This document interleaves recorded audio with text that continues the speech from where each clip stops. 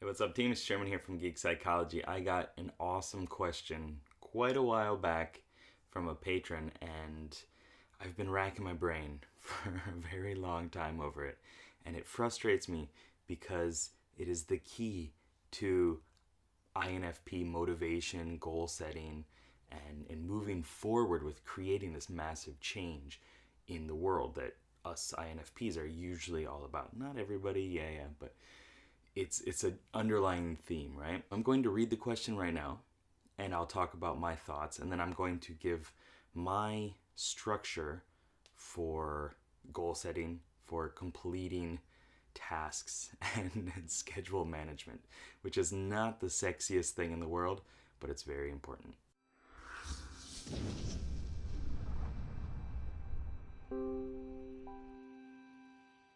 So the question is, I would be curious to get your thoughts on FI goal integration from NE data gathering, possible strategies for making long-term commitments, changing an NE curiosity to something more permanent. I understand habit development, but would be interested in getting your take on decreasing NE distractions and increasing FI focus when it counts for INFP goal setting. I know we hate that word, very TE. And to expand on that, I would even just be curious to get your take on the timing of it. At what point does NE translate into or internalize into FI values or objectives? So that's quite a big question. What I'm getting from it is, how do we know what the right path is to take? And it's because, I'll go through the structure of INFPs just a little bit, but we have an internal decision-making process as our dominant function. So that means we constantly, compulsively, unconsciously evaluate everything that we do. We are constantly weighing the good and bad of everything. And we're trying to sort that into an understanding so that we know how we should orient ourselves and how we should move forward through our goals and our lives. From there, we have two observing functions. This is based on something that Dr. A.J. Drenth talked about, and something that Dave Superpowers is getting into a lot more recently too, is like double observers, double deciders, things like that. So we start with that internal judging decision-making function, then we branch out into two different modes of perceiving, learning, gathering information. And that's where we get stuck a lot, because we have this thing, this desire, this goal, this thing that we want to do, and then we're like, okay, well, we need some more information about it. That's how we're going to proceed with it, right? And so we get stuck in NE, which is connecting all these seemingly random ideas and concepts and theories and things like that, and also going into our past and thinking what worked before, and well, also, who should we trust? What kind of authority is somebody that we should look up to on this?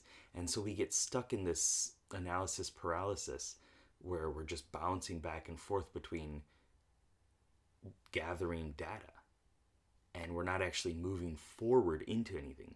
And our ultimate goal, though, to complete the diamond-like structure, we have judging, and then we branch off into two perceiving functions, and then we're going to narrow it into another judging function to make a decision, to be decisive on something, is extroverted thinking. But by the time that we get there, we're just exhausted, or we just don't get there because we travel down all these different paths and go through all these different tunnels and whatnot. We want to make some sort of closure in the world, get some measurements to actually progress through it. And by the time that we get to the point that we feel maybe we could do it, we loop back around and start to reassess our initial decision. And like, well, is this really good? I've got all this information now. I have to weigh through it all. I have to like balance it kind of like a ledger and see, well, what's not matching up, what's really good, what's not quite good, and does this really resonate with me? I followed down all these different ideas, and now I'm not sure if this is something that I would personally uphold and follow.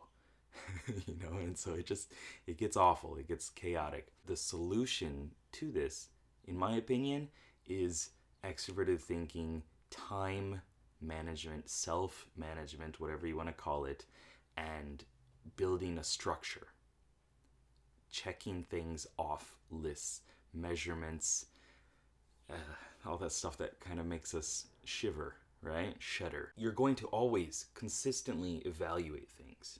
It's just what we do.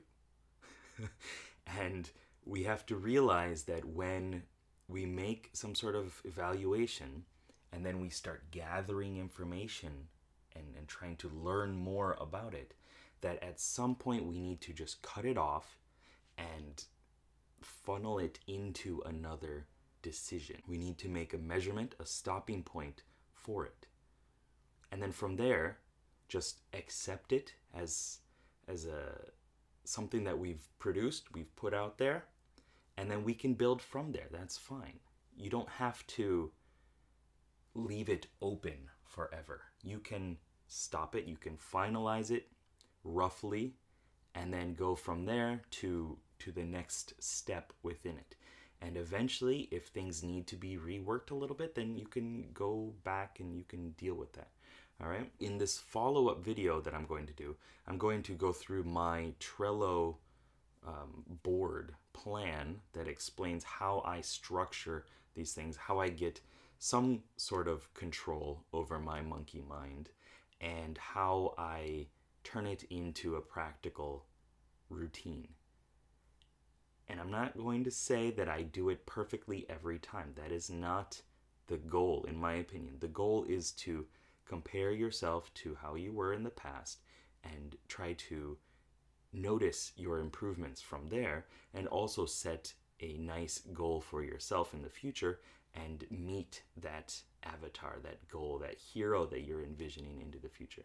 All right, so in the next video, I'm going to be explaining my process, and it's going to be a little bit more technical. So even if you're not watching the next video, I hope that this video was helpful, and I hope that it gave you some more insights into the process for INFPs and getting things done.